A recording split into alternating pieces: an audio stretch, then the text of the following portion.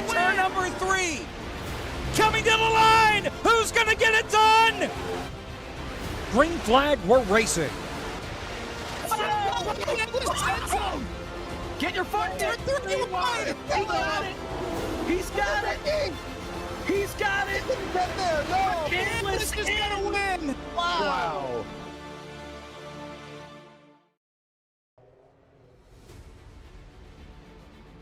Well, ladies and gentlemen, it is time to finally settle the Core Summer Series presented by SimWrap Market. And in this short season, we have reached its conclusion in the final night here at Rockingham Speedway for the Rockingham Summer Classic presented by Rich Mar Florist.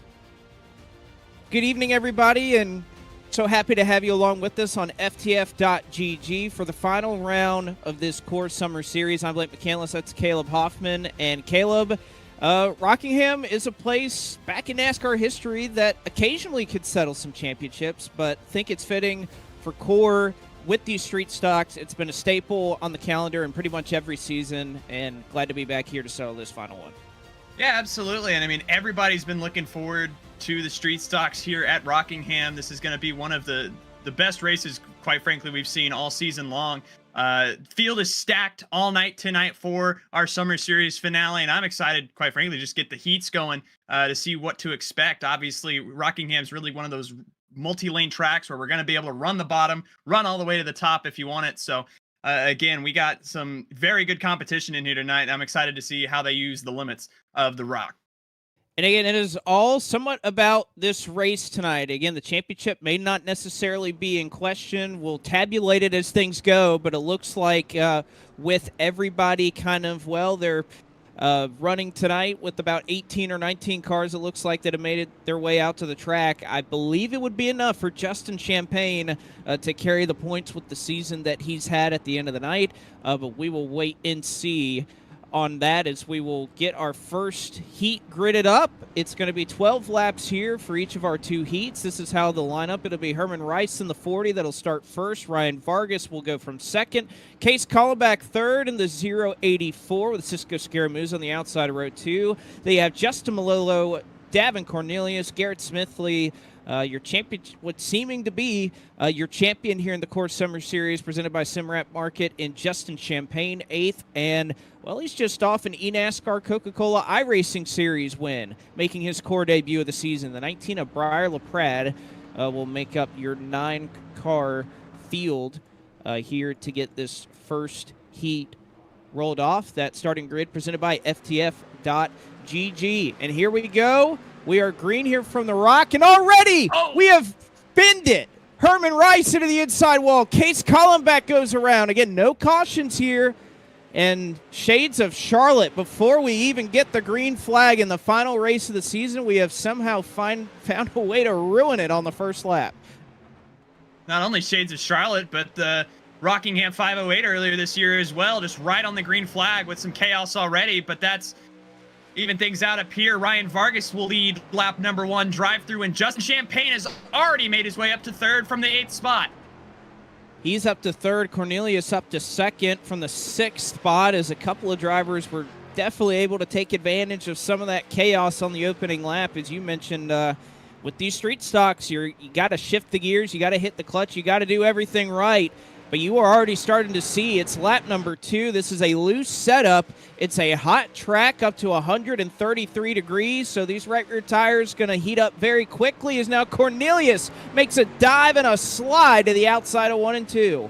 Big send from DT, but that opens the bottom right up for Justin Champagne. Gets to the rear bumper of Ryan Vargas. Here comes Justin Malillo to join the party. Does he make it 3 wide? No, but still DT on this outside, gonna rip this outside lane all the way almost up to the wall. Side by side with Vargas. Does he get the run off 4? Seems like that outside line has just been the way to go at Rockingham in these Core races, regardless of the car. Cornelius putting it to good use right now. But Vargas going to try to battle back on the bottom. Can he hold off the momentum from DT, who didn't get quite the exit he wanted? Pretty even right now. Your top 4, 2 by 2. You've also got Garrett Smithley that's starting to work his way in. A crossover. It'll be 3 wide for the lead as Cornelius slides off the top. This is good stuff here through a couple of laps. Cross the line, give it to Justin Champagne, and we'll have the advantage down on the bottom. DT and Vargas going to slide back just a little bit. They'll hope it'll be enough off the corner. Oh! I don't think so. Look at Champagne clear of Vargas and DT. They make contact behind.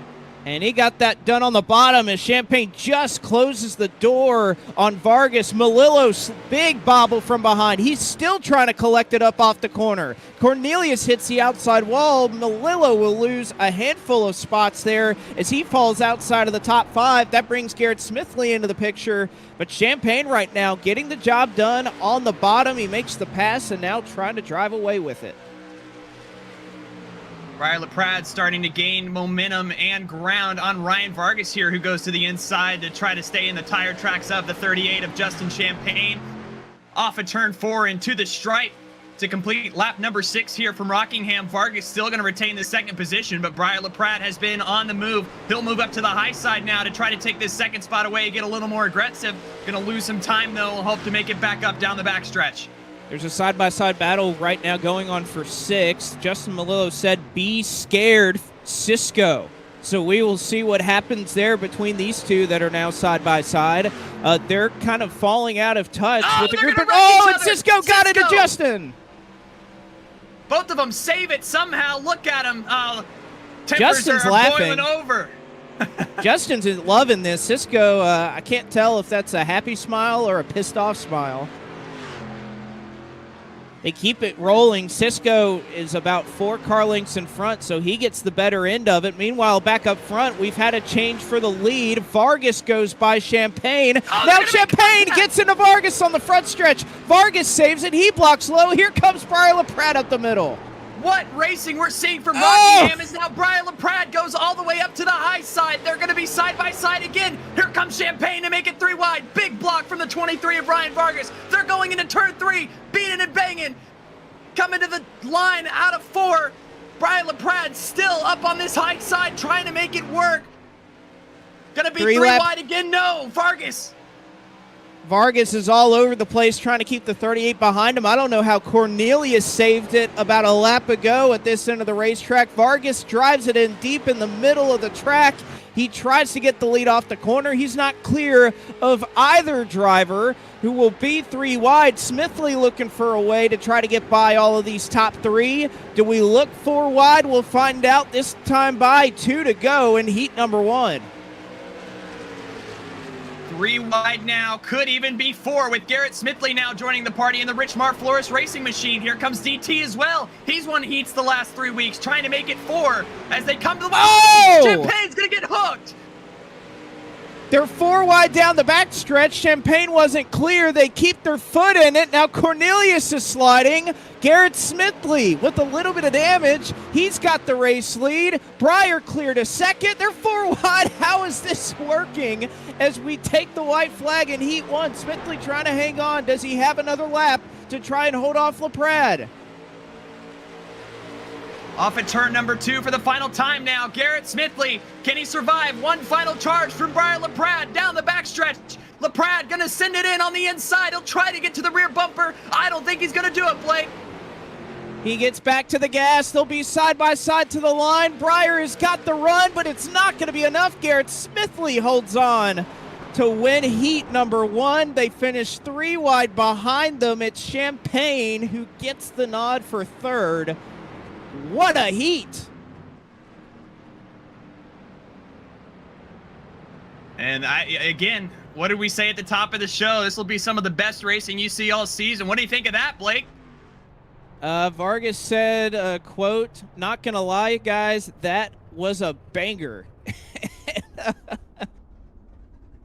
That was, he is not wrong. Wow, what a race. What a combo.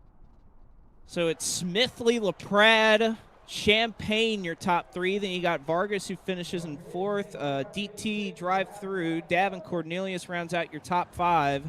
And then we kind of mentioned that battle that was going on with Cisco and Justin Melillo. They end up finishing, or Cisco rather, finishes in 6th. Collenbach 7th, and then Justin Melillo 8th, scored a lap down. Herman Rice, who started up front, will take it home in the 9th spot. So again, 12 laps of pure chaos. Let's see if heat 2 can live up to that as we go through the FTF.GG starting grid.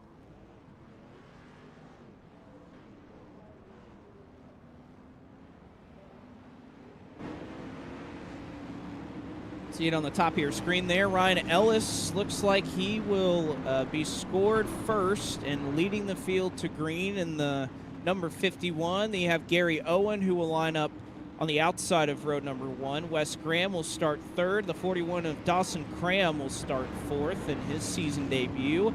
Fifth will go to Brendan Poole. Sixth will be Robert Dorman in the number 46. Then you have Gabe Wood in seventh. You'll have to watch out for this driver, Sean Butler, another driver appearing for the first time in this season finale, going from 8th, and Jonathan Cadell will also start in the 9th spot. As your FTF.GG grid, and again, I think the Messer Media Pole Award awarded to your race 1 winner, that'll be Garrett Smithley. So I hope that these 12 laps can live up to what we just saw in heat race number 1. 12 laps back on the board. Ellis and Gary Owen will lead the field to the green flag.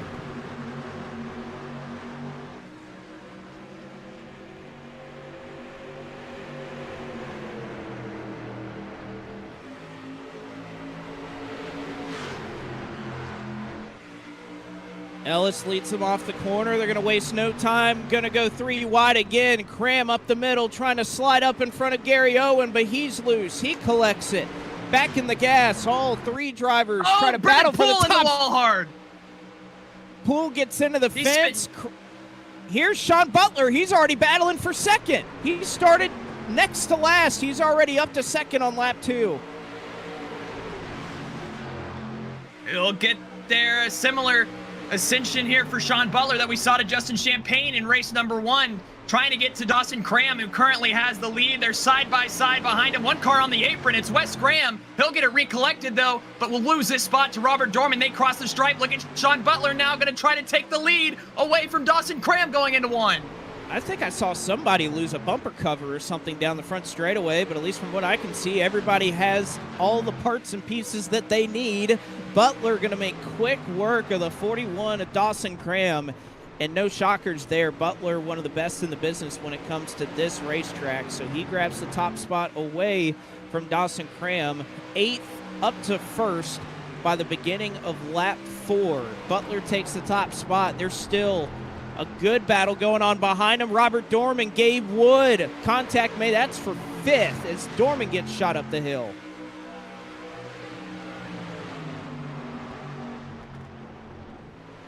Coming to complete lap number 4.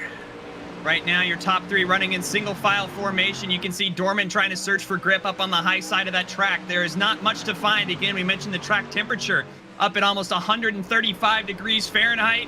Absolutely scorching, and these tires are not loving it, especially as we get into these runs just a little bit. Cars slipping and sliding. Gabe Wood, Ryan Ellis among those who almost lost it off turn number 2 there. Big moment, but you can see now Dawson Cram trying to get to the back bumper. He will get to the back bumper of the Sean Butler machine, move under him and try to take the lead away here with the Mo. Yeah, he used every bit of racetrack. He put those left side tires beneath the yellow line down onto the apron in 3 and 4. Butler going to go all the way up to the top side. And if anything, that allows Cram. He was clear for a moment. Butler gets a huge run off the corner. Gary Owen trying to size up this battle. You also have Brendan Poole, that driver who got spun on the opening lap. That's a little bit of lap traffic that they'll have to deal with up the road. Halfway home in this one, it has been Cram and Butler that have dominated this race, but Ryan Ellis right in the mix as well. And Gary Owen, he almost got a shot from that 51 of Ellis. Still side by side, just about pulling even down the backstretch. Cram trying to deliver some door slams to the 32 as they get into 3. Coming up on this lap traffic, and you can see already the tire advantage for Brendan Poole, able to hold his own out in front as Dawson Cram throws a big block on the Sean Butler machine. Gary Owen there as well. That was tight. Could have gone wrong, but they keep it clean. We'll stay green. Through 1 and 2 now. Sean Butler with the crossover trying to get down to the inside. They are leading on each other. They'll hit once again. This time the 32 car on the inside. Cram trying to hang on. This time he goes to the middle of the racetrack. And now they'll make it contact again. Cram trying to spin, and Butler hard into the wall. Dawson Cram.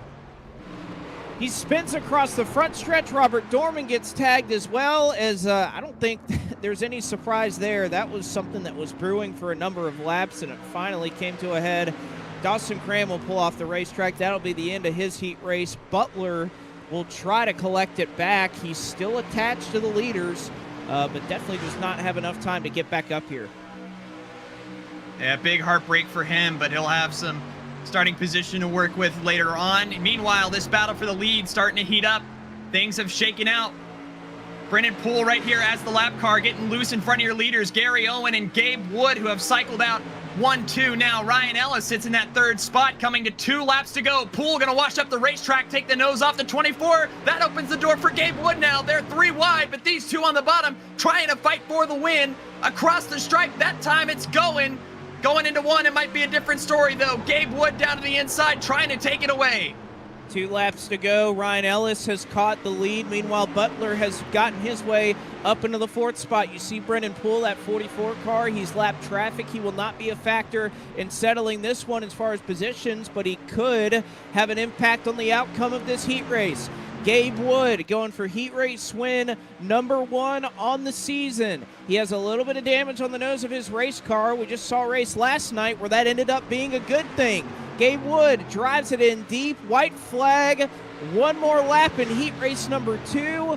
Owen to the top side. They'll wreck behind them. Ryan Ellis gets turned across the nose of Poole, so it'll be a 2-horse show to settle this one at the Rock. Gabe Wood on the bottom. Lap traffic up the road. That's Dawson Cram. And Gabe Wood is going to be able to hang on. Maybe not as chaotic as heat number 1 there, but still a fantastic race there from the Rock. Gabe Wood picks up the heat win. And we'll have great starting position here for your first feature here in just a few minutes. Wood, Gary Owen, your top 2. Ryan Ellis brings it home in 3rd. Sean Butler rebounded after the contact with Dawson Cram to finish in 4th. Jonathan Cadell rounded out your top 5. Then Wes Graham, the 88, 6th. Robert Dorman, first car, scored a lap down in 7th. Dawson Cram, 8th, and 9th was Brennan Poole in that one. So an exciting second heat of the night. We've had 2 really good ones to start out. And as we look forward to our features tonight, again, it'll be 25 laps for this next Consi that it looks like, well, we've typically had a break between the heats and the Consi. It looks like we're going to skip that here. We're going to go right into action, and we will show you the FTF.GG starting grid for this one. But before that, we actually will step aside for just a moment. We'll get going with the running the Core Summer Series season finale here at The Rock in just a moment.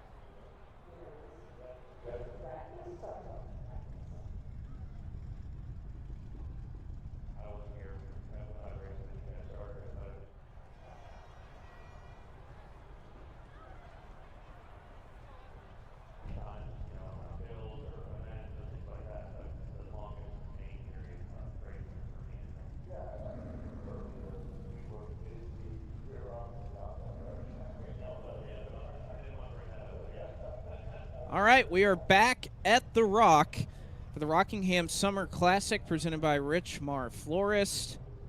As we have concluded 2 incredible heat races and are set for our 2 feature events to close out the Core Summer Series presented by SimWrap Market. Blake McCandless, Caleb Hoffman on the call here on FTF.GG. And Caleb, what a way to end the season. We saw 2 incredible heats, and now we throw so many of those drivers who were up towards the front, that were putting on a show, using every different lane that they could.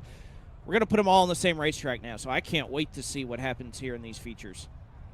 Yeah, and that's really my prevailing thought is, you thought Heat 1 was crazy, and now we're going to double that and put everybody out there with a checkered flag on the line. It's going to be craziness. It's always bittersweet, though, on the finale nights, because, it's almost over, but we still have some great stuff whipped up for you. What we do is now we'll go ahead and, look. Nice That's nature here, out here at Rockingham Speed. Yeah, although I hate geese. They suck. We'll take a look at the FTF. They're annoying and they're aggressive, and they just, I went to a college where we had a lake on there, and they just kind of pooped all over the side. They're just annoying, You don't have to take that out on the virtual geese, though. Yeah, but I don't know. Not a fan. Anyways, let's take a look at the FTF.GG starting grid. All the result of the heats that we saw earlier tonight.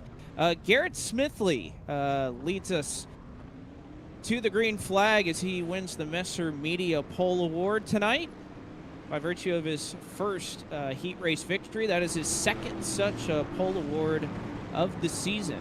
It'll be Gabe Wood, who won heat number 2. That'll start on the outside of row 1 and leading that line to the green flag. Briar LaPrade will start 3rd. Gary Owen in the 24 will start 4th. It'll be Justin Champagne, the number 38, in 5th. Ryan Ellis 6th. Ryan Vargas 7th. Sean Butler will go from 8th tonight with DT drive-through starting in 9th, and Jonathan Cadell will round out the top 10.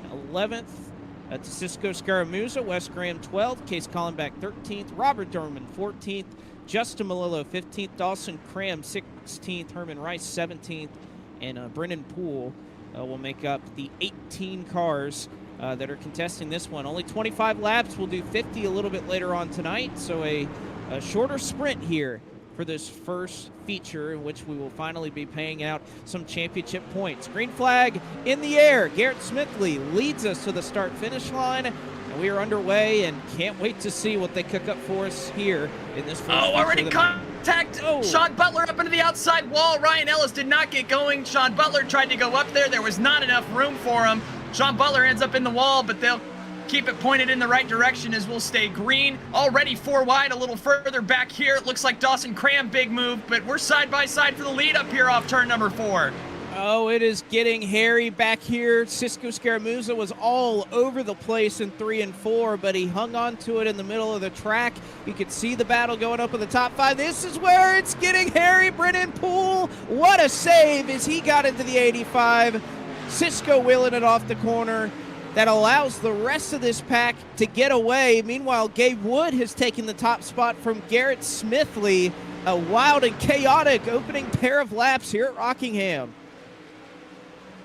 And your 2 heat winners are duking it out right now. Garrett Smithley back down to the inside lane. He'll door slam Gabe Wood up the racetrack going through turns 1 and 2. Goen is trying to just prowl behind these 2 and take it right from underneath them, but they're still side by side for the lead here on lap number 3.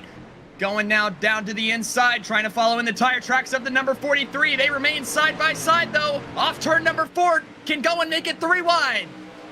Yeah, I think we're just going to have the Rockingham 508 next year in street stocks. This has been absolutely amazing. Smithley takes over the top spot. He'll slide up in front of Wood. Wood will try to cross him over. Here comes Gary Owen down to the very bottom of the track. They'll go 3 wide for a brief moment for the race lead. And now Wood and Garrett Smithley kind of trading, throwing some sliders through the corner. Gabe Wood looks like he'll be able to lead him back to the stripe. Vargas will cross him over once again behind. That's for third. Sean Butler and Cornelius have been battling the last couple laps. Side by side is Vargas up and into Gary Owen. He hangs on to it. That contact has just allowed Sean Butler and drive-through to enter the picture as well to try to get into this top 5. Big bump from the Butler machine to the back end of Gary Owen. DT and Goen are side by side. A pair of Canadians try to battle it out for the 4th spot, but Sean Butler has something to say as he's all over the back bumper, might even make contact with DT down the front stretch. Butler's going to make it 3 wide as Gabe Wood will once again try to challenge for the race lead off of turn 2. 1 car down to the inside. That is Ryan Ellis who got out of shape. He collects it up. 3 wide behind him. Here comes Sean Butler. Wood up the racetrack, almost into the side of Garrett Smithley, and Vargas kind of being helped by the fact that these two are slowing each other down. He'll be a part of things. 6 laps complete. More than, or about 20 laps to go. And my goodness, a lot happening so far as Vargas almost looked to make it 3 wide. Yeah, it's been a crazy one so far, but can't push it too hard. Remember, this isn't a heat length. We're not over in 5 laps. We got 25 to get down, so you got to be really careful, and perhaps some of these guys trying to conserve, although up here at the front, doesn't really look like it so far. Everybody's all over each other right now. Gabe Wood and Garrett Smithley have been side by side pretty much this entire race. Ryan Vargas and Sean Butler starting to get racy behind as well. Things are starting to tick up in terms of intensity. It's getting crazy. Gabe Wood and Garrett Smithley throwing haymakers at each other. Ryan Vargas might join in this party as well, trying to get to that inside quarter panel of Gabe Wood. He'll make it 3 wide for the lead as they get across the stripe here. Sean Butler trying to enter this party as well. Can he make it 4 going for the lead as there's contact up here? Gabe Wood steps out just a little bit, but he saves it. Yeah, I think Butler wanted to make a move, but he saw Gabe Wood sideways. He lifted to try to keep them together. Gabe Wood comes up and apologizes for that, saying that he got a little sideways. And I'm with you, Caleb. I don't think these drivers are saving at all. They are going all out, and we'll have to see. This is the Rock. You'd think that tire saving would come into play even on a 25-lap race, as we saw a little bit of door slamming there between Sean Butler and Ryan Vargas for the 2nd spot. Smithley loves what he's seeing in his rearview mirror, but he doesn't love that Sean Butler is able to make his way by Vargas. There goes Gabe Wood. Gabe Wood, my goodness, what a send on the bottom. He's all sorts of sideways. He's looking to try to get back into the 3rd spot, and indeed is able to do so. On board now with Ryan Vargas, who is bump drafting Gabe Wood down the front straightaway here at Rockingham. Not words that I thought I'd ever say in my lifetime. A little further back, though, they're single file up at the front. Dawson Cram's trying to climb up here with DT. You can see that out of the rear view of Vargas. Trying to push him up the racetrack, and things back from this 5th to about 8th or 9th. I mean, it is an animal pack. Everybody is all over each other, leaning, banging, door slamming, and all of the above. I mean, it is just absolute pandemonium back here. And Gary Owen has fallen outside of the top 5. Dawson Cram, meanwhile, we've mentioned. Oh, and Cram gets turned off at turn 2. He'll get airborne down to the inside. He tags Briar LaPrade. First caution of the night, and LaPrade slams into the outside wall entering turn 3. Thought we were about to see Dawson Cram do his best Carl Long impression there in the 04 Cup Series race here at Rockingham and go barrel rolling down the backstretch, but gets airborne and comes. Whoa, what? Yeah, I was there. When Carl Long went flipping, yeah, I was on the front. I was, that was 2004, so I was 7 years old, but I was there. I saw it with my own eyes. That's your Blake McCandless trivia for the day. We rode a train to go to the racetrack. I don't think I've ridden a train since then. That sounds pretty. Maybe to Martinsville these days. He almost did it, yeah. Just wasn't clear. Gets up into Gary Owen off the corner.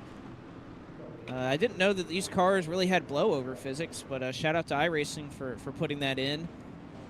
As we will see about halfway through here, a ton of drivers are going to take the opportunity to pit and put on 4 tires. As we'll take a look at it one more time. Not to actually you here, but I don't think this is a blowover. You know, the backstretch here at Rockingham, the wall actually has a little bit of an incline on it, and I think Dawson Cram actually hit it with the front wheel and started to climb it just a little bit, caused him to get airborne like we just saw. See Breyer there. I think he caught air naturally, but you know what? That's neither here nor there, as Butler looks like he'll take 2. Justin Malillo will take 2 tires. Again, a lot of time that you can gain because these pit stops and these street stocks take a long, long time. So he'll make his way out of the pits. Several more, pretty much the rest of the field will take 4. You can see Ryan Ellis didn't take any at all.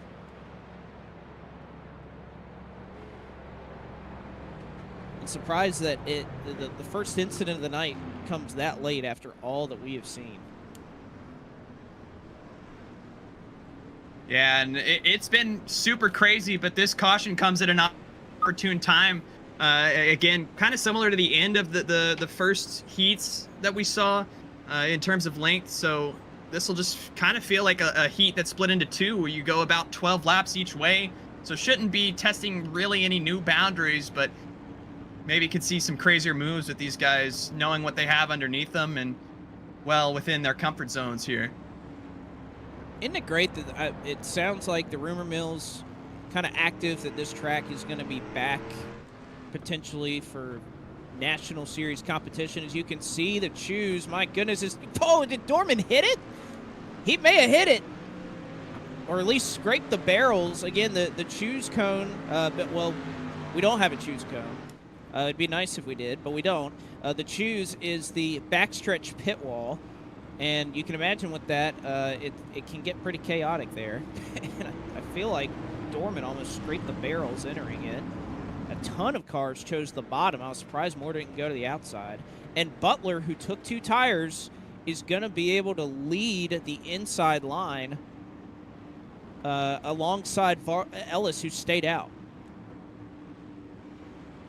Yeah, it's going to be really interesting to see how this plays out for Ryan Ellis. I just don't feel like he's going to have the grip that everybody else has on these older tires to put his car wherever it needs to go.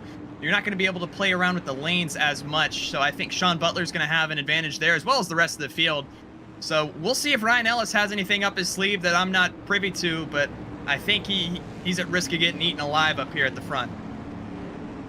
And you're driving so much off the right rear with this car that I think after 13 or 14 laps, 2 tires may be a decent call. We've seen that work in the 87 cars at here at Rockingham, and 2 tires doesn't hurt you as bad as you think it would at Rockingham.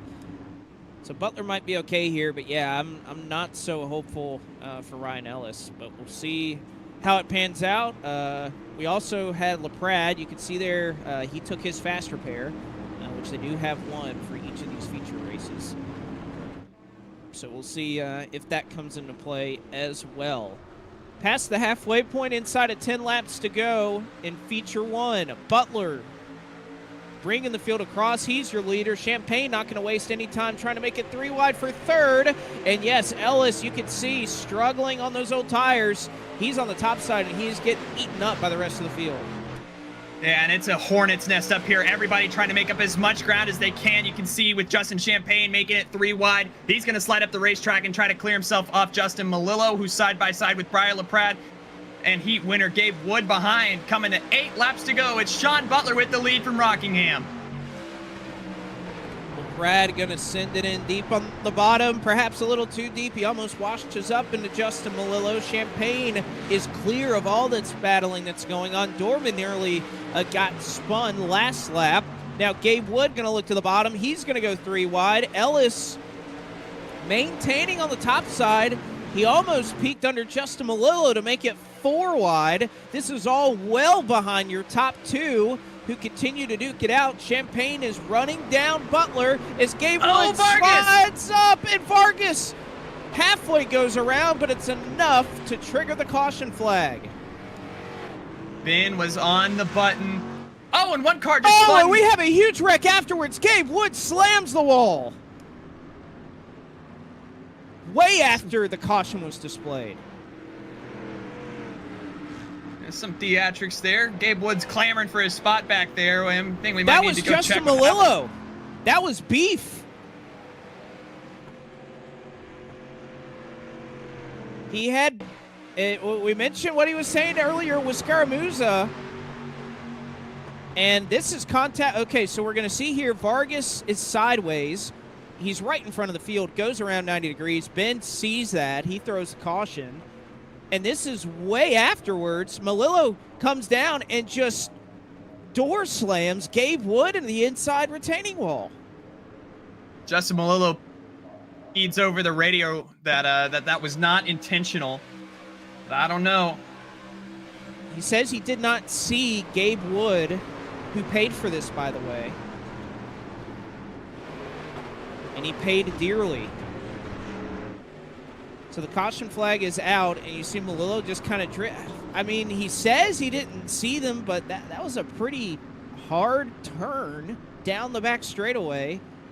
Wood gets the worst end of it. He's going to lose a top 5 spot. And we'll see what they decide to do. I believe Malillo's going to be put at the tail end of the field, or he'll take the opportunity to pit regardless. And yes, he was issued a black flag there. Interesting. Again, let's see. All the lights are still on the pace truck here. Need to make him ride. Justin, is it true that you killed Gabe Wood? I'm looking at my in-car replay right now. He is completely in my blind spot. My spotter's not saying a word except past the 19. I'm trying to get around the 19. I just got hit in the corner. So, like, I literally can't see Gabe Wood right here. I don't know why he's down there. It's frustrating, man. It's frustrating. It's so frustrating.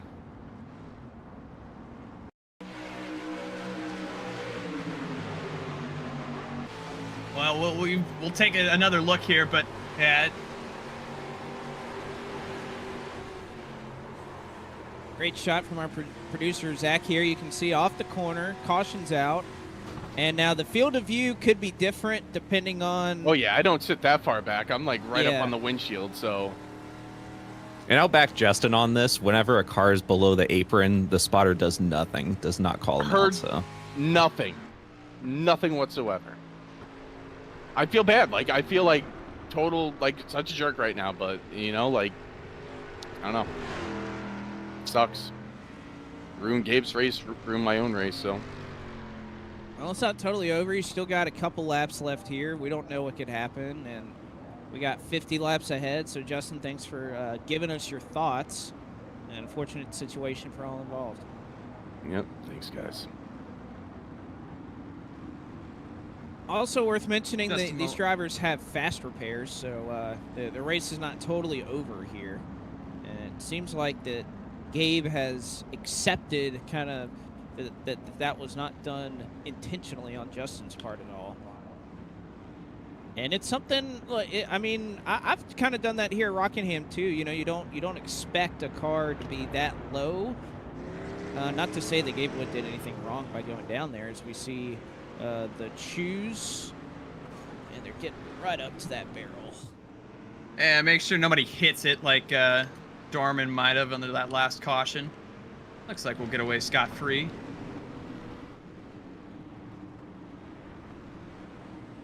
So Butler will take the bottom. Champagne will take the top side. Ellis, who again elected not to take tires under that caution, is still up here. He's battling in the 4th spot. So we'll see who gets the best of it. Natural green-white checkered here to settle feature number 1 at the Rock. Butler and Champagne. They'll try to get through the gears the best they can. Everybody trying to block all the way down to the yellow line, as Butler will take the short way around, as they're not up to full song quite yet. He will be able to clear the 38. And he'll get some help from LaPrade down the backstretch. LaPrade and Sean Butler down here on the inside. Do they get around the Justin Champagne machine? Coming to take the white flag in race number 1 at Rockingham. Champagne has the run, trying to take Ryan Ellis along with them. Down into turn 1 for what will be the final time here in race number 1. They're still side by side. Champagne trying to hang on that quarter panel of Butler. Champagne's going to have to be the one to have a perfect corner in 3 and 4 if he wants a shot. He's going to drive it in deep in the middle. Looks like Butler slipped up. They'll make some contact off the corner. LaPrade tries to make a move. Butler goes to block, and Sean Butler will get to the line first by 32 one-thousandths of a second, and he holds on to win the first feature race at the Rock.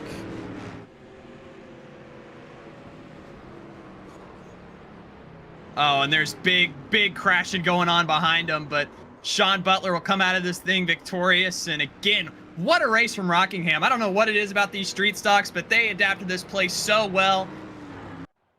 And Sean Butler survives.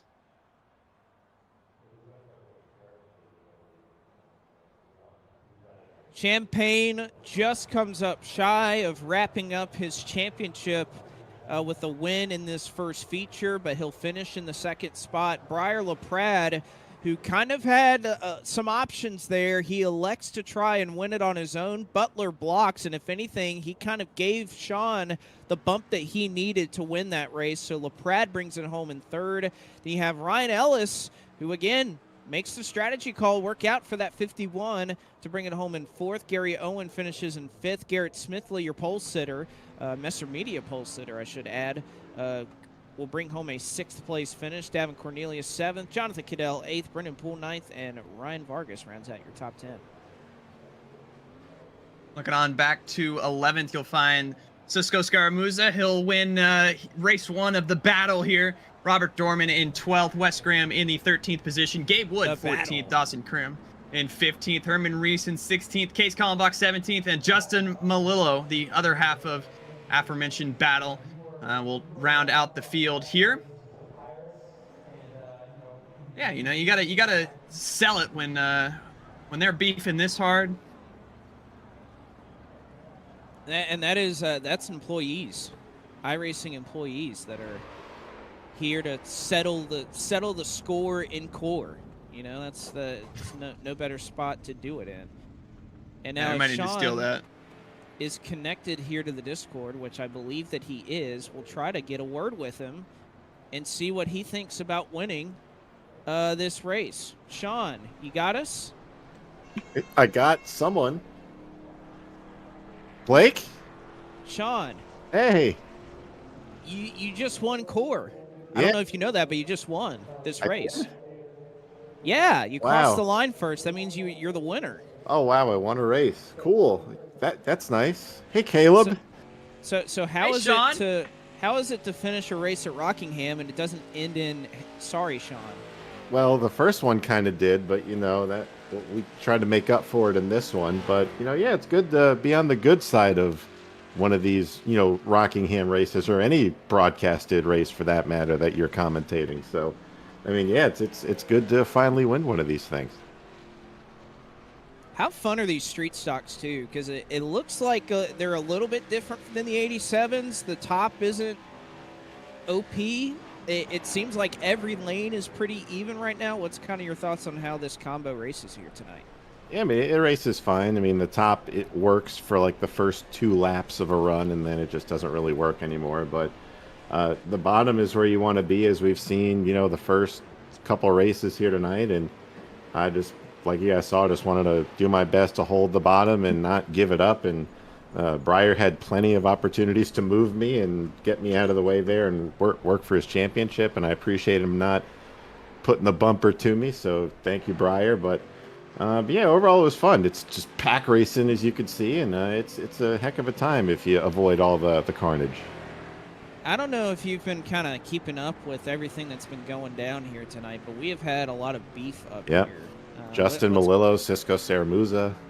Yeah, so you know, you got any thoughts on what's going on between some of these competitors out here? It's getting feisty.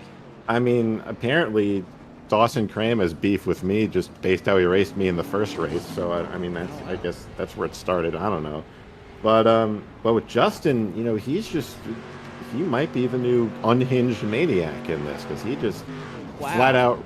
What was it, Gabe that he wrecked under that one caution, and he's got beef with Cisco? I mean, he's just out of control tonight. I don't know what side of the bed he woke up on, but it wasn't the right one.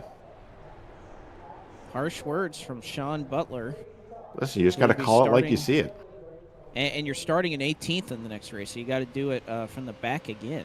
Yeah, it's going to be fun. You know, I had to come from the back in both races so far, and it's going to be an even bigger challenge in this one, but you know, just got to avoid the minefield, and we'll be okay.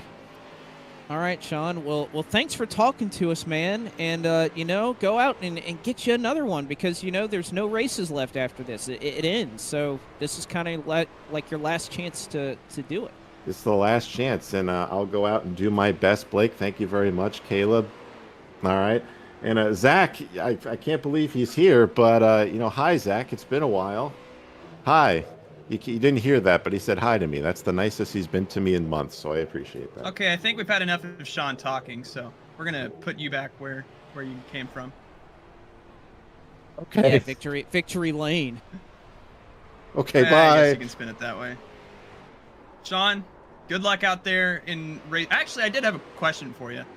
Oh, I thought you were sick of me. I thought you were sick of me talking. Well, you know what? I decided to. I switched up real fast, but you know, with Justin out on the racetrack in the rampage he's really been on here in the first few races, I mean, are you scared for your car's safety out there, or you know, you're gonna try to avoid him, or do you think just going about your day is the best way to handle something like that? You know, I always thought of. All right, well, that's Sean Butler. We got to go to break, everybody. We'll be right back with the Core Summer Series presented by Simrack Market after this.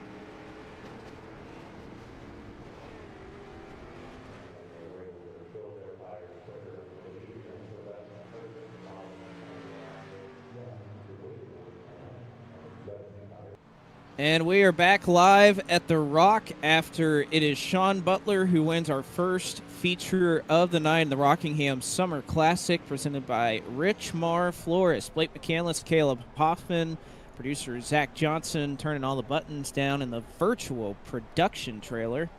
And, you know, Caleb, we were kind of just talking, you know, over the break about everything kind of going on. And I think it's kind of, you know, it's kind of weighed on our minds that we need to hear from both of these drivers and co-workers and friends, maybe not anymore, that have been going at it here in this first race. So let's see if we can't pull them in the booth here and get a word from them. Hey, get this guy away from me. Oh. What are you doing? Are you guys okay? What's going on out there? Oh no! Oh no! It's in warm-ups. Unbelievable, guys. Your crews worked hard on these cars. Don't just tear them up for nothing. Nah, well, you know. I mean, what does this even stem from? Why are you guys so mad at each other? I thought you were friends. Did you not see what happened last week? Yeah, seriously, open your eyes. Yeah.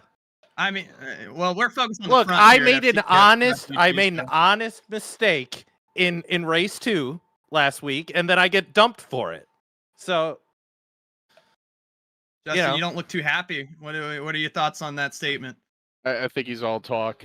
It's an act. It's got to be an act, right? Like he knows he totally screwed me last week. So look, unbelievable. This guy, let me tell you.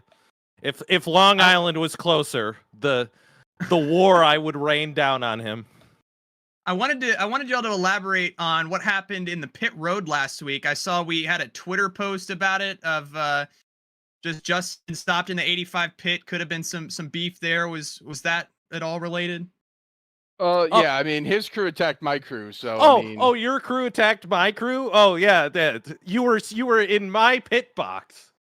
I was out of the race. We were getting ready to, like, we'd walked over, we were just getting ready to load up the car, and all of a sudden a bunch of these guys in blue overalls come over and start yelling at us. Look at this. Did one of them have a bird tattoo and like didn't wear sleeves, with Justin's crew? How'd you know? No, it wasn't Kevin. He was in the hospital, remember? Oh yeah, I was about to say he probably wasn't very Yeah. effective because he has a there. concussion right now, but Yeah. all right. So gentlemen, where do we go from here? Well, this guy took me out in the heat race, so again, small mistake, got into him in the heat, and then he once again just decided to take me out on the last lap. So, well, you know what? We got a pole award, and we're gonna not let anybody pass us. So, good luck. All right. Let's not have to get Nim involved. Yeah. Well, you know what? I'm gonna do what I can to win this race, just like Breyer did. All right, we'll see what happens. There you have it, Good folks. Justin Melillo and Cisco Scaramuzza. Fireworks could be on the horizon here for this 50-lap second feature. This is how they will line up. Again, an invert of the finishing results of our first feature of the night. So this is the FTF.GG starting grid, and as Justin Melillo mentioned, he'll get the Messer Media Pole Award. Messer Media proudly presents the Core Summer Series Pole Award, to the driver who starts first in all these races. This time it's Justin Melillo. Case Collenbach will start second. The 40 of Herman Rice will start in third. Dawson Cram will try to win it from the fourth spot. Gabe Wood in fifth. Wes Graham sixth. Robert Dorman seventh. Cisco Scaramuzza about 7 spots behind his nemesis, Justin Melillo. You have Ryan Vargas, Brendan Poole, your top 10. Cadell, DT, Garrett Smith, Lee Gario, and Ryan Ellis, Brian LaPrade, Justin Champagne, Sean Butler. 18 cars. Final feature of the season, Caleb. Can't believe it's already almost coming to an end. Yeah, I know, but again, we got a fantastic one stored for you. Justin Melillo, Case Collenbach, who dropped to the back there. You can see Dawson Cram in his debut tonight on the front row, so excited to see how this one goes, but Justin is going to be out here with a vengeance. It sounded like there might have been some payback on the horizon. You can see that black number 85 right in his rearview mirror. Some fireworks could be coming our way, but 50 laps of fireworks are on the horizon here, Blake. Pace trucks off pit road. This is going to not be like last week. This is one you do not want to miss. Justin Melillo, Dawson Cram, your top 2 get us started, and we're green for the final time in the Core Summer Series presented by Sim Rat Market. Oh, man, and already almost contact off of 2. Melillo, Dawson Cram side by side for the lead. Wes Graham behind him. We'll try to find a way around. Again, a little bit of it. Oh, Melillo gets door slammed by Dawson Cram. Down to the inside. Cisco Scaramuzza going crazy as Melillo collects it up, but not before somebody has to go down and into the pits. That's a tough way to start Rice. This race. Yeah, Cisco seems to have recruited Dawson Cram into the cause here, but Cisco running third position right now, already super loose back there. Gabe Wood takes that third spot away from Cisco. They're 3 wide behind him. Look at DT trying to rip the top here. Brendan Poole, Ryan Vargas going all in this group, all fighting for the 6th spot. Oh, man, Vargas had trouble making it stick, but he's able to make up a pair of spots off the corner. DT perhaps brushed a little bit of the wall that is part of the safer barrier here at Rockingham, and now goes all the way up. He nearly touches the safer barrier in 3 and 4. Look at the outside of Brennan Poole, and he gets tagged. They're 4 wide. Butler down into Cadell. They save it. They're almost looking 5 wide with Garrett Smithley and Ryan Ellis trying to look for a way around. Cadell's still trying to wheel it. They're still 4 wide. That is not going to work. Oh, they ran out of room. LaPrade, hard contact in the inside wall. Caution is out, and yeah, 4 wide off of 2 at Rockingham. Just that's going to work about 0 times out of 1,000. Yeah, recipe for disaster right there, and surprised we only wrecked as few cars as we did there. That was a recipe for half the field.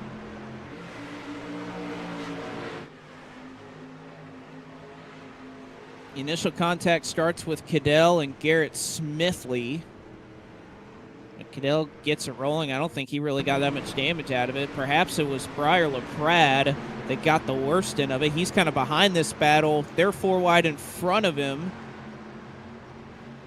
And, yep, he tags Cadell. Dorman's trying to go by on the top side, gets into the back of LaPrade and spins him down to the inside. So it might be a second consecutive fast repair, as a couple of cars will take the opportunity to pit, come down and get fresh tires. Although we didn't really, again, it was only 25-lap race, but it didn't seem like tires were a significant concern. But the drivers that are at the back of the field, a couple of them have damage. They'll take the opportunity to get 4 fresh tires here. And it's a good opportunity, but again, still too early to throw the strategy wrench into things like we saw from Ryan Ellis. But if we get any cautions later in this event, something to be mindful of. But either way, things are going to shake out like this. You'll have Dawson Cram in the lead, Gabe Wood in second, Cisco Scaramuza in third, Ryan Vargas fourth, and Goen rounds out your top 5 here. Some movement around on pit lane. Looks like Justin Champagne's out of his box and will win the race off pit road. Well, again, this allows Melillo and Herman Rice, who both went down pit road. Melillo got spun down there, and then Herman Rice, kind of reacting to that and trying not to hit the 53, elected to go down in the pits as well. So they lost a ton of ground. This allows them to kind of get back up into the fight. As we'll show you exactly what happened. So this was battling for the lead. Cram and Melillo make contact. Reese reacts to it. You can see him get loose. And then Melillo kind of, I think, at a certain point realizes he's going to go down into the pits. Rice, good guy, Herman Rice. He elects to, carry the pit road speed for the most part down the pit lane. Meanwhile, Justin Melillo, we mentioned the fact that he has been completely unhinged tonight. Decides to completely speed all the way through the pit boxes. A couple of crew guys have to dive out of the way, but luckily nobody was hurt. And just, again, we've mentioned it all night, but 2 maniacs out here in Cisco and Justin as they hopefully have things settled by tonight, maybe a winner-take-all type of scenario, but Cisco with the upper hand right now. Dawson Cram and Gabe Wood, your front rows. The pace truck looking to come onto pit lane here. And still a ways to go in this one. Cram will lead the field in the restart. In fact, Gabe Wood may have just had a nose in front when the green flag came out, but Cram will be the first one to the line. Butler going to waste no time trying to go to the top side 3 wide. He mentioned in his post-race comments about how he thought that top lane, if anything, was a little bit better the first couple of laps of the run. So he's trying to put that to good use to get by Brennan Poole and a couple of drivers. Meanwhile, up front, here they go, 3 wide. Cram up the racetrack, trying to keep it in the middle. Gabe Wood trying to carry that momentum off the top side. And Ryan Vargas is going to slip on through and lead that lap. Going held at bay for the time being. Vargas going to run both Cram and Gabe Wood up the racetrack. No contact made, however. They're still 3 wide going down the back stretch. Gabe Wood with the biggest run after using that high side. He'll have the lead going into 3, but not for very long, because here comes Dawson Cram and Ryan Vargas back into play. Here, Sean Butler as well inching into the party and trying to go back-to-back in these races. Cram tried to slam the door, and Gabe Wood was out there. He held his position. Vargas slides up and nearly touched Cram into turn 1. Off of 2, it's tight, but they make it still work. 3 wide. Butler has the opportunity to make it 4, but he'll stick in line now. Cram into Gabe Wood. They slide. Now he's down into Gary Owen. 4 wide off the corner. Scaramuza gets the best end of it. He's able to go on by. I don't know how they just saved all of that, but they did. We stayed green. Cisco was able to slip through that. Dawson Cram falls only back to 4th. Garrett Smithley up to 5th. Gabe Wood falls back to 6th. Brendan Poole, Justin Malillo right behind him, as well as we have a dogfight up here for the lead happening right now. Sean Butler and Ryan Vargas were going at it, but Sean now has the advantage off 4. Vargas gonna have to recollect here as we complete lap number 11. Cisco and Dawson Cram side by side for 3rd. Gabe Wood and Garrett Smithley complete your top 5. And Cisco having a great run right now, but he's got his hands full trying to hold off Gabe Wood, who has had a lot of short run speed throughout the night, trying to make some quick moves. Remember, he and Cram got together off this same corner about 2 or 3 laps prior. So we'll see how this next bout is. Looks like Gabe Wood is caught back up to that 41 car, how this one settles out. Butler, though, every time Sean's gotten the lead, it hasn't been for very long. That second place driver is running down pretty quickly. There is a little bit of draft in these street stocks that kind of helps that and makes that a little more possible. But Vargas, for now, is not even going to make an attempt to try and get by Butler. If anything, was trying to help him, push him there down the backstretch, and I think just trying to keep pace and keep in touch as there's a wreck further behind them. One car stops, and now they're wrecking again. Cisco Scaramuza was the initial one. Now Briar LaPratt and a couple of others, after the caution flag was flown, are involved in this. And that was a big one. We thought that first one we saw was going to be the biggest that we saw, but I mean, multiple contenders collected in that one. You saw Brennan Poole. Take another look at it right here.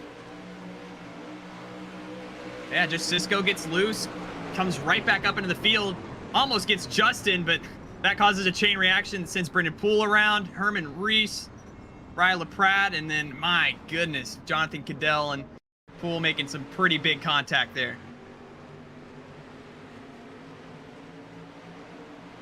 Yeah, you see Cram comes down the racetrack, makes contact with Cisco, who was down there on the bottom. Malillo gets involved in this one. Funny enough, both those drivers are involved in it. Herman Rice wasn't happy with the lack of braking.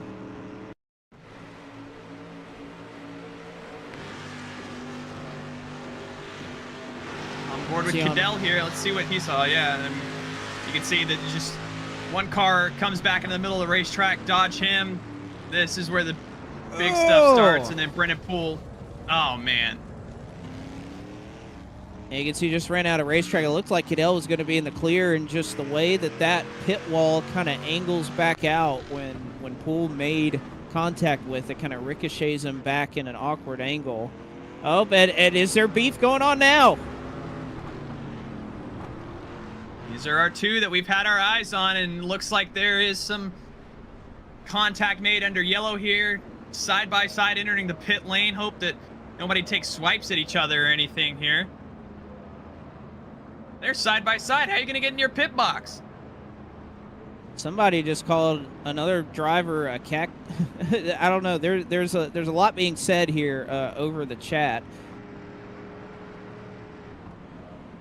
Now, again, the damage that Cisco has is from his initial involvement in the wreck. Nothing happened, or he didn't add any damage under caution. He takes his fast repair. A lot of fast repairs being used under the midst of this caution.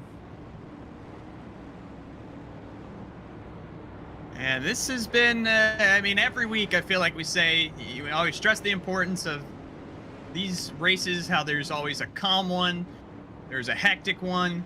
I'd say this one's lived up to the bill of being the crazy one that's just, I feel like, haymakers being thrown. I mean, you're seeing guys use each other up all the way down the racetrack. We're seeing cautions just from the limits that these drivers are pushing themselves past. I mean, it's been quite hectic here from Rockingham. Ryan Vargas, Dawson Cram, your top two, and I don't know, Blake, how much further can they really push this? I don't know. It's getting difficult to go any further as the lights go out. Again, if you're just joining us, a caution involving where Cisco Scaramuza got hit by Tinder and then swiped right on Justin into the field. A bunch of cars are involved, and we will try to get it going here as we see the results of the choose. Here on the back straightaway, Vargas and a couple of others will elect to take the bottom. Dawson Cram will, looks like he will take that outside line and lead that one before rolling in here to try and get the green flag. Lengthy caution here. It'll be just over 30 laps to go as there is contact under caution between your top two. Cram trying to hold Vargas down low and make him restart more towards the bottom of the track. Vargas, the control car. The green flag will be brought out. They'll be side by side for the top spot here in the season finale at the Rock. Still 33 laps to go, so plenty of racing left to decide who is the winner here, but look at your contenders up here in Vargas. Sean Butler going to make it 3 wide to Champagne, make it 4. I don't know if they have room for that. Already some big moves being made off the restart here. Sean Butler is trying to force the issue. They're 4 wide for the lead off turn number 4. Brendan Poole behind. Does he make it even 5? Poole's going to shove Champagne along. Remember, Butler and Cram got into each other earlier. Poole slides. He collects it back up. Butler will try the crossover once again, and he almost hits Champagne off of 2. 3 wide, still for the top spot. Can Butler try to throw a little bit of a crossover move and up in front of Justin Champagne? Not going to be able to do so for now. Here comes Vargas into the mix. Not gonna lie, I think that was the coolest thing I've ever seen with Brendan Poole. He bump drafted Champagne and pushed him clear of everybody into turn 1 and 2 there. Sean Butler with a savvy move to get underneath him and try to take this lead away once again. But lots of racecraft up here at the front, and it is really fun to watch and unpack. Down into turn number 3, Champagne and Sean Butler still side by side. Dawson Cram all over the back. Oh! He tags the 23 of Vargas. Vargas collects it, saves it somehow. We'll stay green as they cross the stripe again.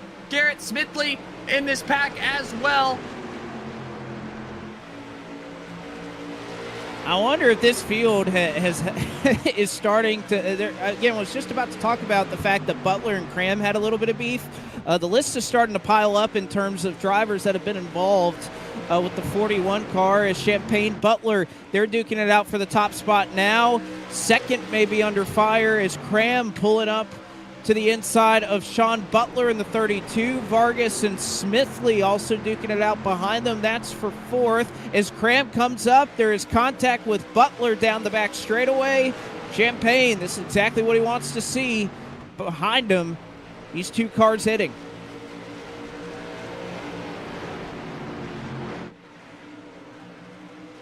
And all over each other still. You can see Dawson Cram and Sean Butler has been probably one of the most fun battles that we've seen so far. Vargas trying to split the middle here between the 2, but can't quite get there as Dawson Cram is clear of Sean Butler as they come down the backstretch. Coming to 27 laps to go from Rockingham.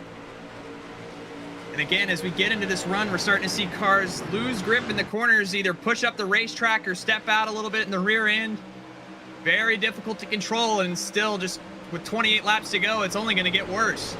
It's about 5 or 6 laps into this run. Again, a majority of the field, including those up front, pit on lap 14. We went green on lap 17, so not long into this run, and already we're starting to see the handling somewhat going away from these cars as Cram holding down Champagne tight off the corner. That'll slow them both up. Vargas going to take advantage. He'll look to the inside. They'll go 3 wide for the lead here at the Rock up front. Vargas up and into Champagne, who nearly tags Cram in it as well. 3 wide off of 2. This is where it gets tight, but it looks like they're going to hold on for now. Side by side, beating and banging up here for the lead. Sean Butler behind this 3 wide group. Dawson Cram trying to hang on the outside of Champagne here. He'll get the run, and at the line will lead here from Rockingham. Got to be so careful if you're this inside car of Ryan Vargas and not push up the racetrack, because there is no room to operate above you. Sean Butler going to deliver a huge push to the back end of the 23 as they head down Thunder Alley. He'll make it even 4 wide for the lead.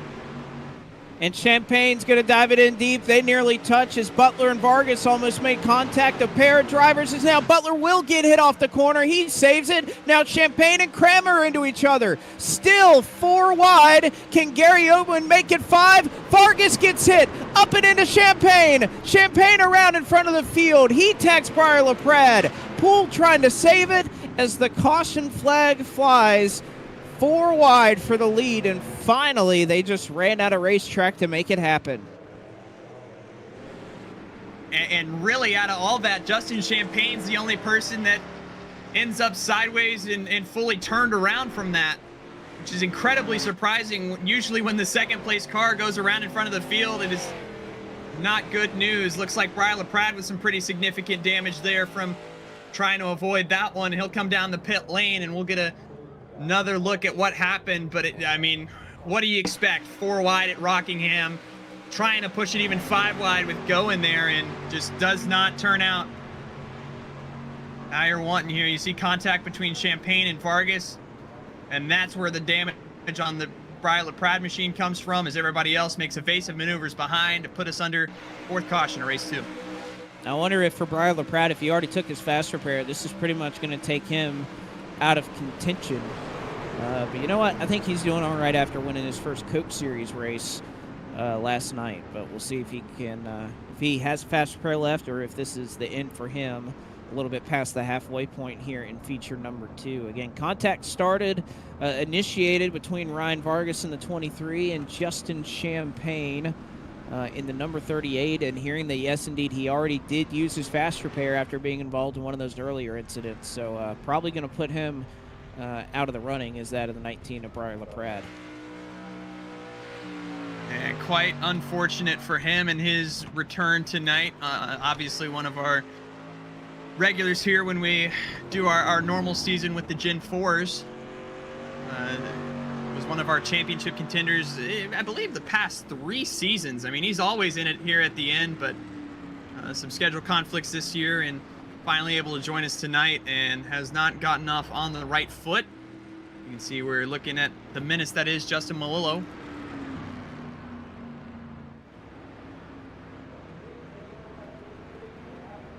New leader, and we saw this kind of play out for Ryan Ellis in the first feature, where he stayed out and he was able to make it work.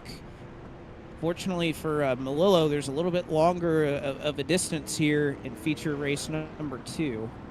Or no, Justin took 2, not 4. So he did indeed come down. It was 2 tires the call for the 53. So that's what put him up at the front of the field.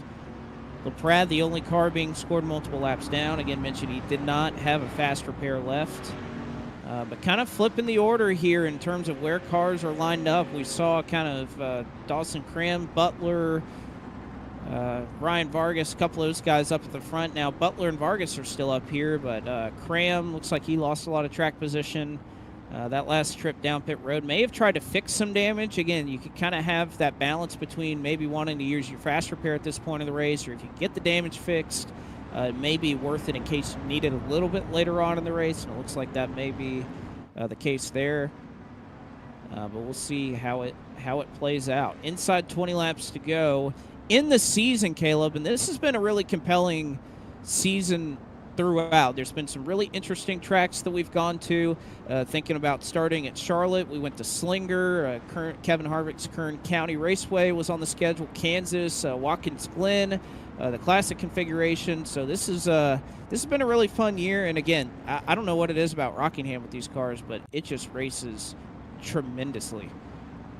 That's absolutely delivered as we get to the choose line here. You'll see Justin Malillo choosing the inside, Sean Butler going on the outside. And yeah, I mean, it has absolutely lived up in the summer series, one of the staples of the core here as everybody gets sorted through. But I mean, I feel like it's lived up to the hype, and Rockingham especially. This has been, I mean, what a way to send out the summer series with all the action we've seen so far tonight. But still 20 laps left to go, so don't want to dwell on what has happened too much, as we still have the rest of this race to unfold and could deliver us to even new heights here as Justin Malillo and Sean Butler will lead the field to the green flag. And want to thank all of our partners who made this Course Summer Series presented by SimRap Market possible, including SimRapMarket.com, FTFGG, Messer Media, Gabe Wood, who paid for this, and Rich Mar Florist, who's bringing us the Rockingham Summer Classic presented by Rich Mar Florist, that now has just 18 laps to go, 19 laps to go. Malillo, Butler side by side. They're the ones who will battle for the race lead. For the moment, as Gabe Wood got in too hot into turn 3, he saves it, but he uses the wall to do so, and he'll lose all the track position he gained under caution. Gabe Wood still has that fast repair stored away, but Justin Malillo is going to get turned off the nose of Garrett Smith. No! Oh, now he'll get Vargas. Around in front of the field is Ryan Vargas, and it'll put us under the caution again with 18 laps to go, and it's contact with Justin Malillo. Brennan Poole with some secondary action in there as well. That was a late move. They were 3 wide, but I don't think everybody was on board and knowing that that was exactly the case. We'll see it one more time. Look at the pink car on your screen. The 43 of Garrett Smithley is indeed looking 3 wide. Gets into Justin Malillo. Malillo uses the corner to try to collect it. Unfortunately, gets into Ryan Vargas, who spins out, but then another couple of cars get together trying to avoid that 23 car as Robert Dorman gets into Dawson Cram.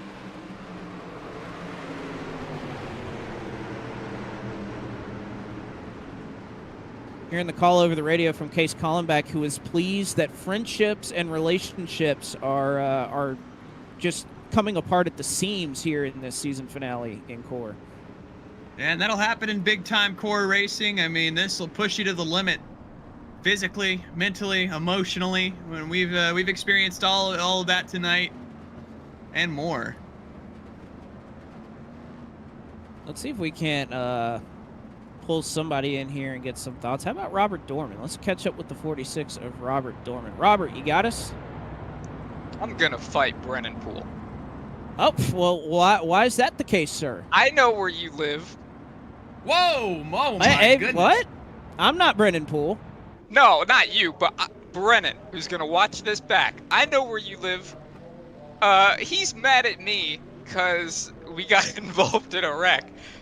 And he's all the way up against under the yellow line, merging back up. And here I am, just la-di-da-da-da, and Brennan just turns right back up the track. And he's mad at me, and I'm offended. How are you guys? How are you guys doing? You know, we're doing pretty good. This has been a pretty compelling race. There's been a lot of drama, and I think, well, we have some more of that here with your interview, but we're having fun up here. It looks like y'all are having fun out there. Well, my car is killed, so I'm done for the night. But, well, I have 6 minutes of required, but, I'm having a blast. This has been a great time, and I'll see Brennan. I'll see him at Michigan.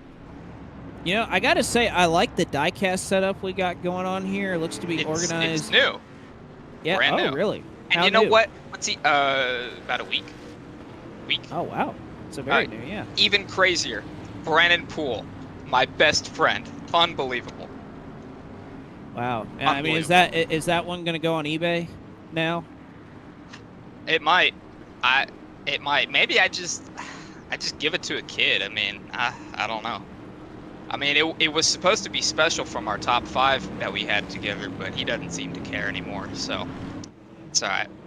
I'm a little heartbroken, but I appreciate you guys talking to me. It means a lot. All right, Robert. Lifelong friendships are just falling apart here in Core. 15 to go. Sean Butler, Garrett Smithley now up front to try and settle this one. Don't forget about Cisco either. He's riding there in 3rd. He's got Dawson Cram behind him, and Wes Graham. Haven't talked a ton about him tonight, but that 88 car in a good spot, right when it matters. He's got a shot at this thing as well. Oh, and Cisco. Cram gets into Cisco, but he saves it. Yeah, he got checked up on that inside line. did want to take a minute to focus on our friend in Wes Graham, who's coming off of a career week last week at Kern. Did so good with a second place running order and on board with him now. Oh, trouble behind them. One car hard into the inside wall and stopped. That is Gabe Wood. Oh no.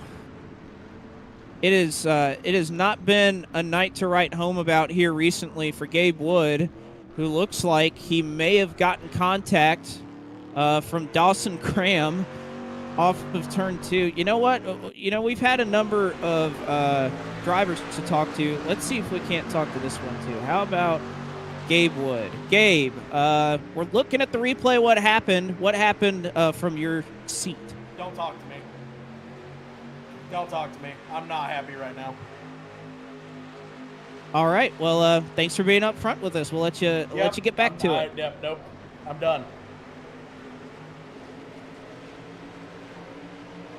All right. Well, let's see what made Gabe Wood so pissed off. Again, contact between he and Dawson Cram off of turn 2. Cram kind of comes down the racetrack. Oh yeah.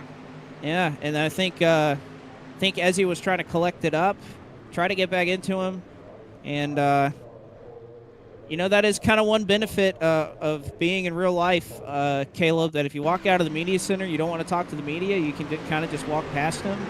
We kind of pulled him up into the booth, but I respect it if he is upset if you don't want to talk to us. As his night and his season now comes to an end with what will likely be a 15th place finish here at Rockingham in the season finale. Yeah, not a great way to send it off. It's been a good season for Gabe Wood, and a heat win to start the night off and not ending it the way that he wants to. As you can see, Dawson Cram back on the racetrack.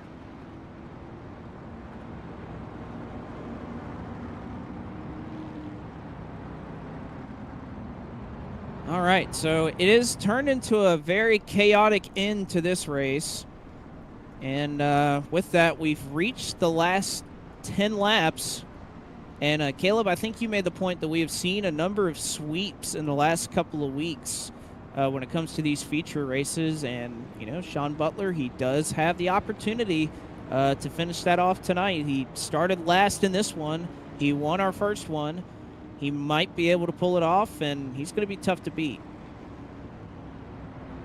Yeah, and I mean, what a way that would end the season off. I mean, Garrett Smithley back at Kansas, Justin Champagne, both of which championship contenders. Sean Butler, if he would have been here all season long, undoubtedly would have been in that tier of driver. I mean, he's so good. Been nice to see that 32 back out there again tonight, but definitely has the opportunity here. 10 laps to go with the inside line here. I mean, he's going to be hard to beat, but leave it up to Garrett Smithley and Justin Champagne to be up to the task. Here we go. All right, inside 10 to go. It'll be 9 when they get to the stripe. Butler, Smithley, Champagne, Wes Graham, your top 4 to settle the final 10 laps, the final 9 laps rather, in the Rockingham Summer Classic presented by Rich Mar Flores. You can see Champagne trying to get underneath Sean Butler here. Sean's not having any part of it. They're side by side for second. Behind your leader, Sean Butler. Wes Graham's going to go around. I don't know off the nose of who, but he saves it somehow. What a save from Wes Graham. That was incredible, and the yellow flag was not displayed after he was able to save the race car. Top 3 have broken away in front of Jonathan Cadell, who just grabbed the 4th spot from Scaramuza. So Smithley looking to the top side. Champagne look to the middle. Now he'll look to the bottom after Butler throws the block, and we could see, if they stay green, another epic 3-wide battle as Smithley tries the crossover. Butler is protecting the bottom lane, though, trying to hold off the 38 car. We'll see if he uses the bumper here to push him up the racetrack. They got separated at just the right time, and Sean Butler will hold on to the lead right now. They have been nose to tail, these top 3 cars. It looks like something you'd see at Talladega, not Rockingham. And with these street stocks, I mean, they are all over the place right now on the edge of control. The back end stepping out of the Justin Champagne machine as he gets off forward. That'll allow him to get underneath Sean Butler, maybe. Yes. Now they're going to be side by side into one with 6 laps to go through turns 1 and 2. They're side by side for the lead. Again, these top 2 were faster than everybody fourth on back, despite the fact that they were battling. So it looks like, for now, it's going to be amongst these 3 to settle the season finale. Your championship points leader, Justin Champagne, looking to bookend his season and cap it off with a win. Garrett Smithley looking to try to go to victory lane after starting on pole earlier tonight. Can he get the job done? He also won the first feature of the night. Robert Dorman, you could see slower traffic coming back on the racetrack to make up a couple of spots. Champagne will throw the block into turn 3 on the 32 of Butler. But it put him in a bad position getting back into the corner. He drifts up the racetrack, and it'll give the momentum back to Sean.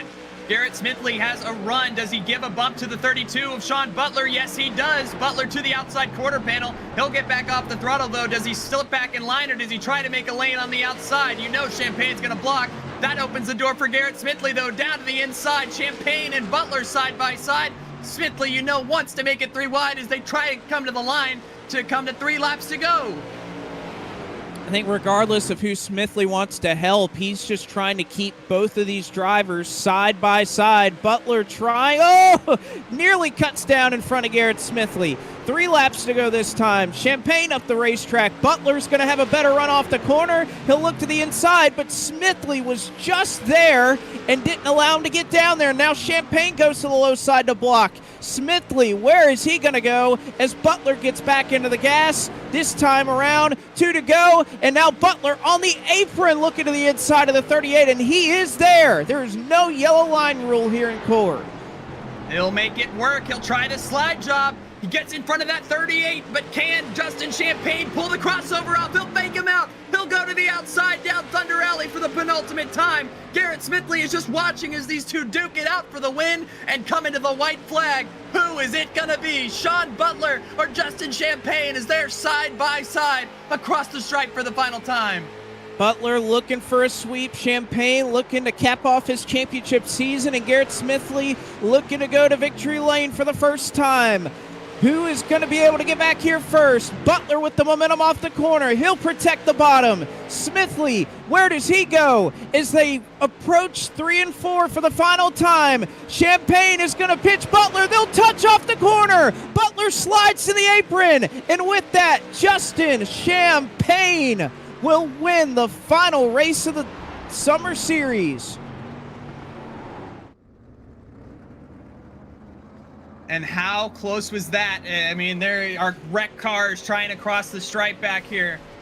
But Sean Butler was 1 corner away from pulling off the sweep. He'll pull alongside Justin Champagne as there is just chaos and death in front of them. Justin Champagne, though, rips it out of the hands of the 32. And what a fitting end to the season for Justin Champagne. It feels like he dominated everything. And he'll get to burn it down here at Rockingham. An incredible end to the season that, as we mentioned, it was never really in doubt that Champagne was going to take home the championship today by virtue of his attendance. And he caps it off with a first and with a second place finish in both of these features and ends the season on a high note, and will do so in victory lane. What a race for Justin Champagne. Butler finishes in 3rd after Garrett Smithley is able to just beat him out at the line. Gary Owen 4th, Ryan Vargas 5th, Jonathan Cadell, Dawson Cram, Ryan Ellis, Cisco Scaramuza, and DT will round out your top 10. Wes Graham, Herman Rice 11th and 12th respectively. Case Collenbach, final car on the lead lap in 13th. Justin Malillo 14th, Robert Dorman 15th, 12 laps down. Then you have Gabe Wood, Brendan Poole, Brian LaPrade also out with those 4 that did not see the checkered flag. We'll see if we can't try to find Justin Champagne, if he would chat with us. We'll wait on him for just a little bit. But regardless, Caleb, no doubt in my mind that Champagne very deserving of this championship, and a hard race there at the end between he and Butler, and Sean comes up just shy of being able to pull off the sweep tonight. Yeah, no, and I mean, again, we talked to him last week after his win, and it's really the first time we've seen him put it all together. He's always been kind of in that fringe contender tier. But I mean, this year from the gate, he was one of the strongest cars every week, won races, and I mean, has absolutely blown the doors off of the competition this year. I mean, it was close between he and Garrett Smithley there at the end, but nothing short of a deserving championship here for Justin Champagne.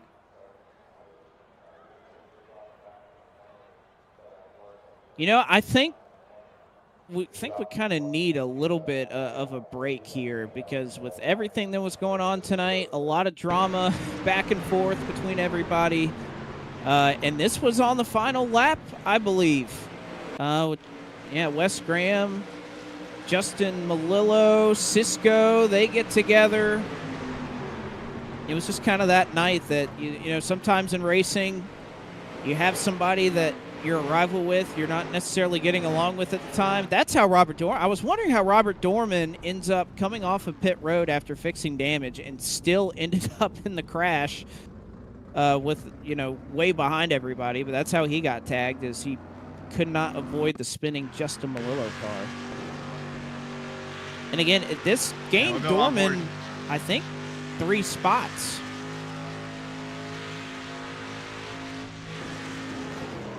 Oh. And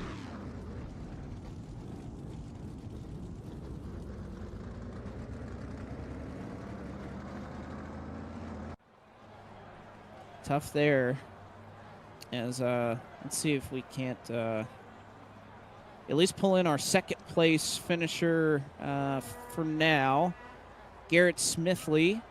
If he is still around, we'll try to chat with him. Garrett, let's see. Garrett, you got us. Hello. How was your night, sir? Oh, wild. I think like everybody's. We have a heat race win. And second race, or I guess first feature, didn't go great, but we finished 6th. And then the second race, we had a shot. We were kind of in it. We were out of it. Then we were in it. Then we were really in it. And then it was a 3-horse pony show at the dog races. And then we finished second in the race and the championship. So I guess I can't complain. Had a blast, though. A lot of fun. This was a cool, hybrid, not short track, not big track race for these street stocks. So it definitely lent to some really good racing and definitely some more skill than anything. Well, speaking of skill, you end up second in the championship standings when all is said and done. So a successful season for you. 2 wins to speak of, a couple pole positions. So a very solid job in the core for you. It seemed like every week we had one really good race and one not so good race. And the first 2 races just killed us with all that. Had our swept win weekend, which was really cool. This was a really cool season of core because of my sponsor, Rich Mar Flores, being involved. Shout out to them, Jonathan. He actually brought me up to his hometown, Bethlehem, Pennsylvania, and we got to go see Ludacris last weekend in my my final off weekend of the for the Xfinity season. So how was that? That was it was amazing. It was amazing. Actually, the whole weekend was awesome because I went to Madison Square Garden for the first time to watch Kill Tony. So got to see Kill Tony. Oh man, that is I'm jealous. It was incredible. Shout out to David Lucas for making that happen. He's my boy now. But yeah, super fun last few weeks. Went to Colorado with a sponsor weekend before. So and then race core all the way in between with only missing one race. So I guess what could have been if I didn't miss that race, I don't know. But either way, I'm happy with second. Shout out to everybody makes this happen, FTF. Everybody that makes this happen, Ben and DT and all the guys, and it was another successful weekend or successful season of core, and hopefully we'll be back in the off season. All right, Garrett, thanks for chatting with us, and congrats on second in the championship and this final race here. I will see y'all at an Xfinity race near you soon. That is Garrett Smithley dropping some hints. He's going to be racing Xfinity. I know that's a big shocker to everybody. No, I'm just kidding. Well, we pulled a Garrett Smithley first, Caleb. I will let you get to chat with our Core Summer Series champion and winner, the final race of Rockingham, and Justin Champagne. Yeah, Justin, we talked to you last week after, just sort of dominating last week at Kern County, and really this season put together, just from start to finish, a fantastic campaign here, racking up 5 wins. Thank you. You finished outside the top 5 once all year, Justin. Congratulations on the championship, but just tell us, what does this mean to you to be a Core Summer Series champion? Thank you, man. I appreciate it. It means a lot. Like I said the other week, we were doing this for like 4 years, and I always wanted a championship, whether it's a real season or the summer league.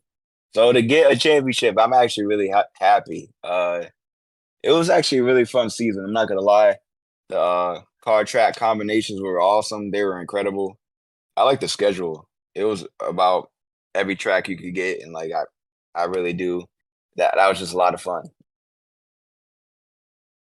Yeah, absolutely. And wins across all sorts of discipline of track this year.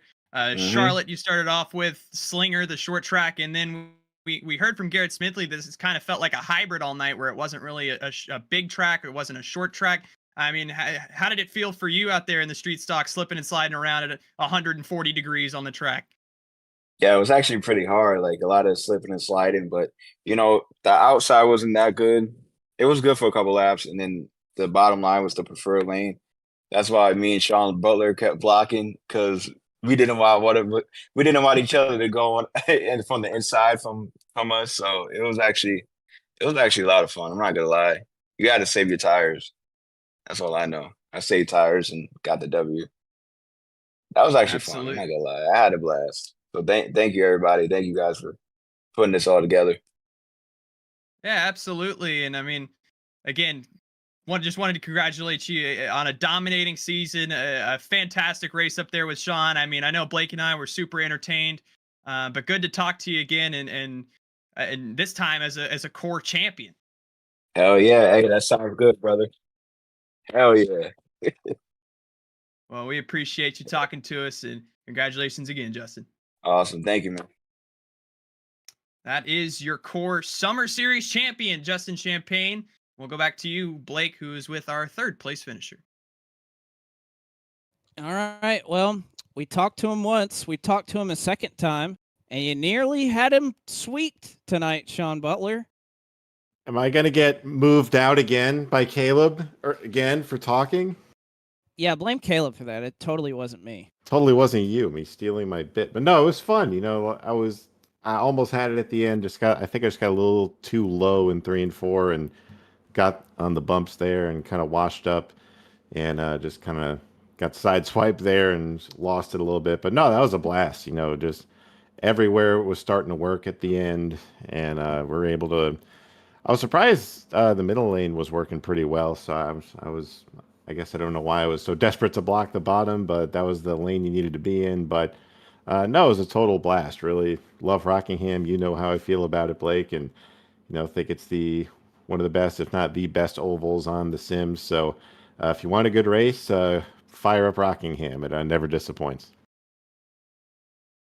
Can agree with you wholeheartedly there. And again, love that it's kind of in the rumor mill. It might be getting some Xfinity and truck races next year. So hopefully, maybe with that, we kind of get an update. They probably got to put safer barriers around this place. It got repaved. Hopefully it's still just as bumpy. I'm kind of looking forward to it. Maybe we get a rescan of Rockingham. Who knows? Yeah, modernize it a little bit, get it ready for, modern competition. I really hope that the next gen car doesn't suck at it, but, I'm glad it'll hopefully, fingers crossed. I would love to see it, as you said, Blake, get some Xfinity and maybe some truck races and see where it goes from there. But definitely, I love the iRacing version of it. Depending on which car you run it in, we prefer the 87s, of course, as you've seen with your events in the past. But these cars have shown anything runs well here, so it was a lot of fun.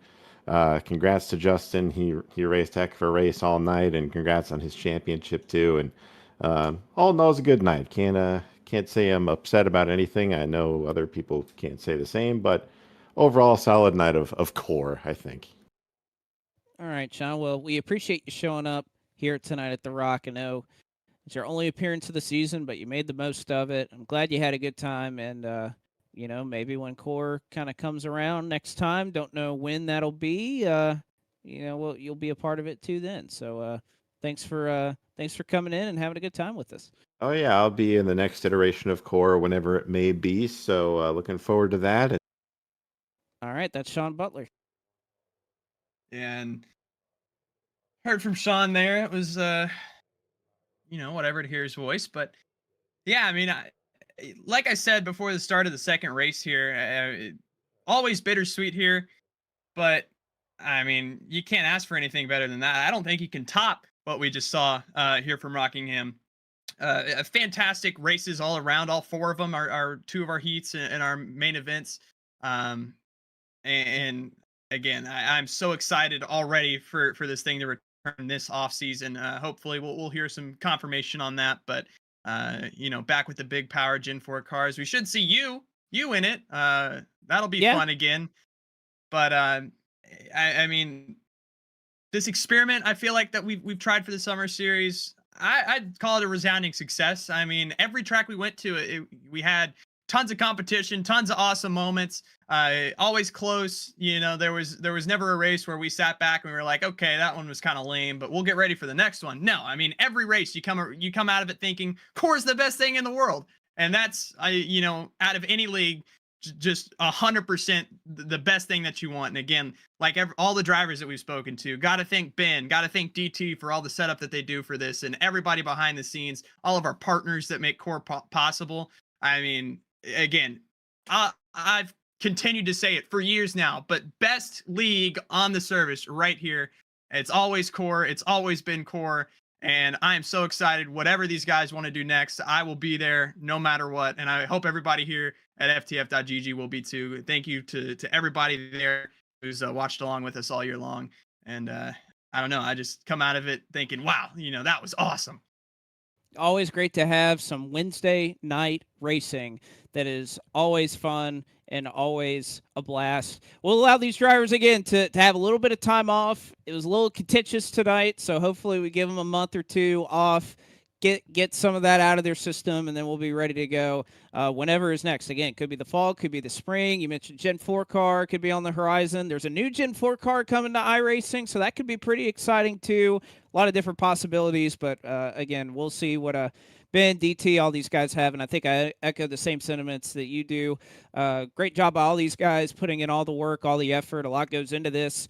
Thanks to Zach Johnson, our producer, for sticking with us, or whoever decides to show up on Wednesday night to be able to call these. It's always a lot of fun. And, of course, thank you to our partners who make all of this possible. FTFGG, Messer Media, Gabe Wood, who paid for this, Rich Marflores, SimWrapMarket.com for being the presenting sponsor of the Core Summer Series presented by Sim Wrap Market. And now we'll wrap things up for us here from The Rock in this summer series. For Zach Johnson and Caleb Hoffman, I'm Blake McCandless. So long.